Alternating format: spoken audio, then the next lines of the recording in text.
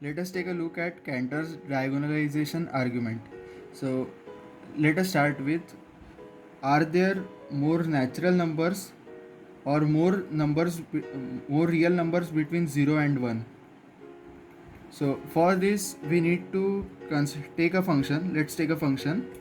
Let's call it as function h, which maps from n to a set of natural real numbers between 0 and 1.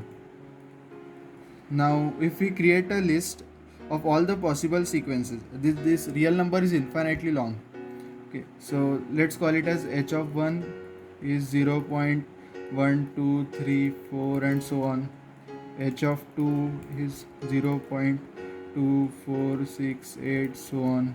H of 3 is 0.123111, so on.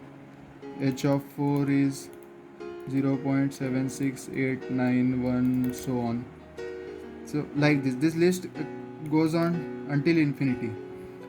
Now if I create a new list, let's call it as S, by taking all the digits of this main diagonal, like 1, 4, 3, 9 and so on, and incrementing them by 1.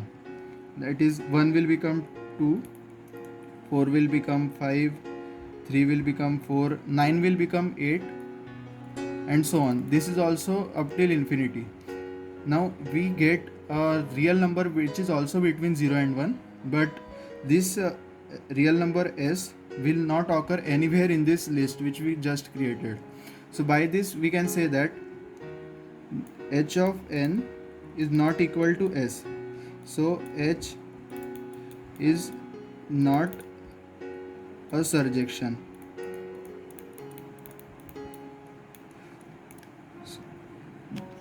So by this we can conclude that set of natural numbers is less than set of real numbers between 0 and 1.